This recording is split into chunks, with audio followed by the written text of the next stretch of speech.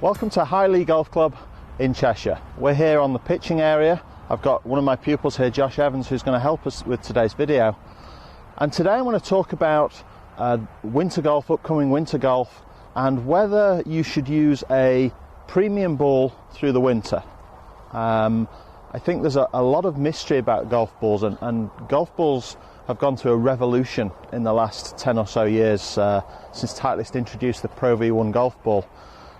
And within that, there's been very much a lot of marketing myths, I think, around golf balls. We've been forced into paying a lot of money throughout the whole season for golf balls, particularly premium balls.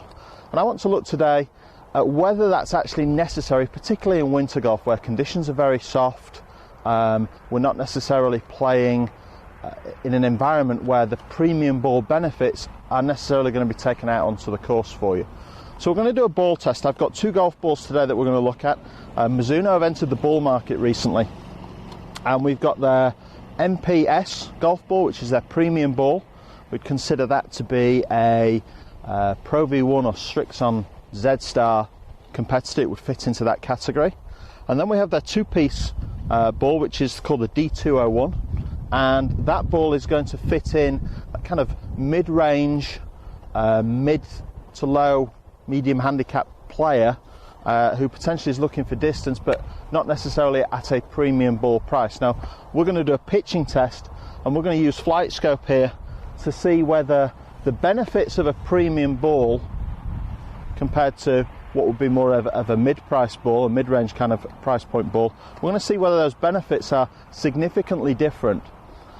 Flight Scope is a piece of equipment where it allows us to control distance settings, but it also allows us to control ground control settings. So we can improvise a very soft landing area here.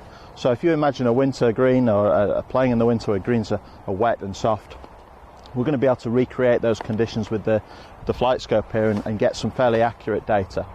So we're going to ask Josh to hit some shots. He's going to hit 3 shots for us with each ball, and then we're going to go through the Flight Scope data and have a look to see whether there's a difference which represents a difference in the price point, and whether you need to go out and play a premium ball right through the winter.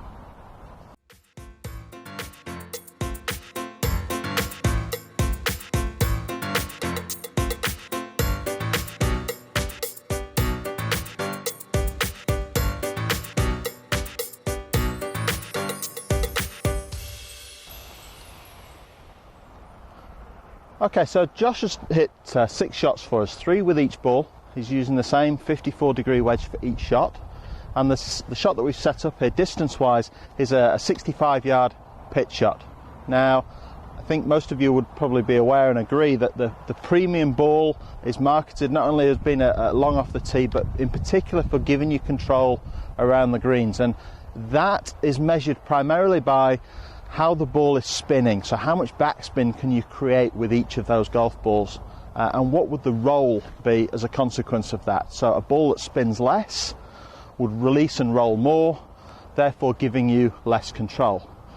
We've got the Flight Scope data here. I've got it on my iPad here. So what we're going to look at is a couple of shots there, a couple of instances for those 2 shots. Now, Josh is a good player, so he's got excellent distance control.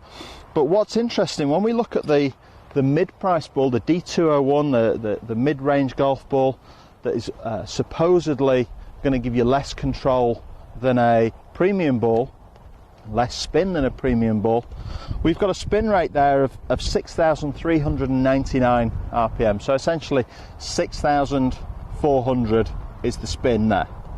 And what's going to be interesting is how does that compare when we look at the premium ball? Okay. Well, the premium ball, the spin at its height across the 3 shots, the premium ball was up at 7,900. So essentially about 1,500 RPM. Now in season, in the summer, when the course is playing firm maybe and fairly fast, that spin is obviously going to make a difference. We're going to see that in terms of what the ball does when it lands. Does it pitch and stop? Does it pitch and roll and release further, giving you less control? But when we've got set up into ground conditions which represent the winter, very soft conditions, wet greens, struggling to get any roll at all, what we actually see that the rollout distance for each of those shots is very similar. So on the premium ball, we've got a roll distance of 2 yards from where it first pitched to where it stopped. And on the 201, soft conditions, it stopped within a yard, 0.9 of a yard. So even though the spin rate is about 1500 RPM lower, it's still stopping very quickly. So if you're playing winter golf, there's a lot of pressure on players, I think, by the marketplace these days to play a premium ball all of the time. These can be quite expensive.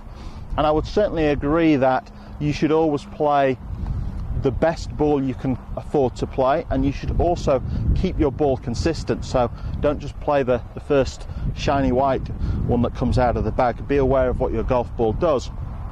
But in winter conditions, when it's soft and we don't have any run at all, I really believe that the difference between what would be perceived to be a mid-range kind of golf ball and the premium golf balls at sometimes double the price, when we actually test them out here, there's very little difference through those winter conditions. So I hope that helps. I'd be interested to hear your thoughts on that. Leave the comments below, or find us at the HDiD Golf Academy Facebook page and get in touch with us through there. What ball are you going to play this year? What ball do you normally play? One of these two balls is an excellent choice if you can get them in your pro shop. But like I say, I think a medium price, mid-range golf ball in terms of performance and spin around the greens is going to give you exactly what you need through the winter.